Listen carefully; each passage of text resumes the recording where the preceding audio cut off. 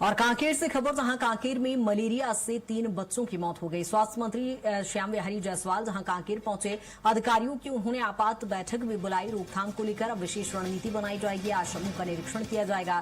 स्वास्थ्य मंत्री श्याम बिहारी जायसवाल ने मलेरिया की रोकथाम पर उन्होंने कहा कि अब सख्त रणनीति बनाई जाएगी। अधिकारियों को उन्होंने दिशा निर्देश दिए हैं।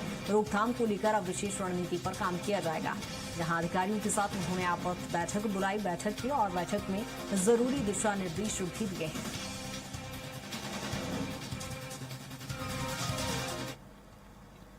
वहीं बस्तर संभाग में मलेरिया के बढ़ते मामलों और कांकेर में 2 बच्चों की मौत के बाद स्वास्थ्य विभाग पूरी तरह से अलर्ट हो गया है। प्रदेश सरकार अब मलेरिया के खिलाफ व्यापक अभियान की तैयारी में जुट गई है। स्वास्थ्य मंत्री श्याम बिहारी जायसवाल ने कहा कि जिस तरह सरकार ने नक्सलवाद के खिलाफ निर्णायक लड़ाई लड़ी है, उसी तरह अब बस्तर को मलेरिया मुक्त बनाना सरकार की प्राथमिकता है। उन्होंने बताया कि स्क्रीनिंग, फॉगिंग और जागरूकता अभियान चलाकर लगातार चलाए जा रहे हैं और साथ ही जल्द ही बस्तर संभाग के स्वास्थ्य अधिकारियों के साथ समीक्षा बैठक कर मलेरिया उन्मूलन की रणनीति और उसे और मजबूत बनाया जाएगा।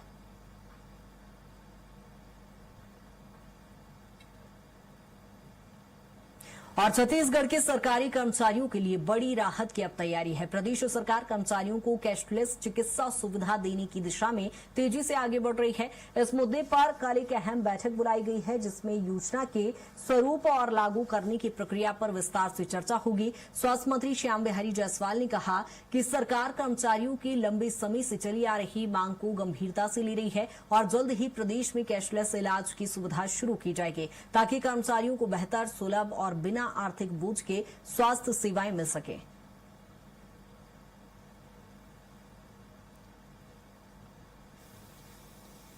जहां कैशलेस हेल्थ स्कीम अब जल्द ही शुरू। अभी माननीय मुख्यमंत्री जी ने कई सेक्टरों में, विविध क्षेत्रों में सभी के लिए, चाहे महिलाएं हों, चाहे युवा हों, चाहे किसान हों, चाहे कर्मचारी हों, सबके लिए राहत और कई ऐसे योजना चला रहे हैं जो वहाँ के लोगों के लिए, प्रदेश के लोगों के लिए लाभदायक होगा। और कैशलेस इलाज बजट में स्वीकृत हो गया है, जल्द ही उसको प्रदेश में लागू किया जाएगा। इसके लिए माननीय मुख्यमंत्री जी और माननीय वित्त मंत्री जी को भी मैं धन्यवाद देता हूँ।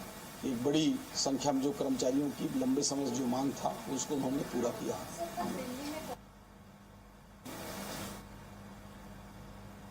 माननीय मुख्यमंत्री जी ने कई सेक्टरों में, विविध क्षेत्रों में सभी के लिए, चाहे महिलाएं हों, चाहे युवा हों, चाहे किसान हों, चाहे